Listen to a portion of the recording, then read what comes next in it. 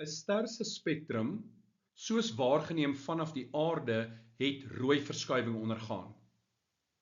Watter een van die volgende stellings is korrek?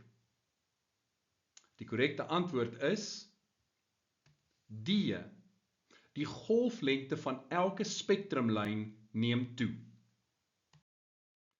Die spoed van lig in vakuum bly konstant by om en by 3 maal 10 tot die mag 8 meter per sekonde, ongeag die beweging van die bron of die waarnemer.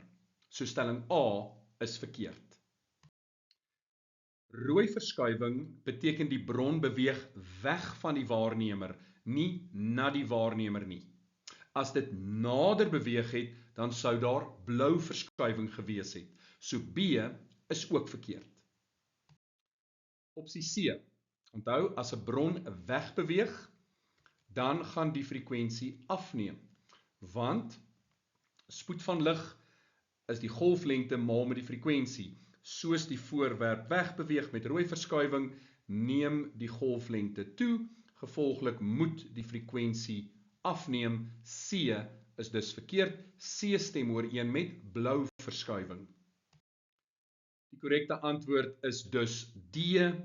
Rooi verskywing beteken die golflengtes neem toe en daarmee saam gaan die frekwensie afneem.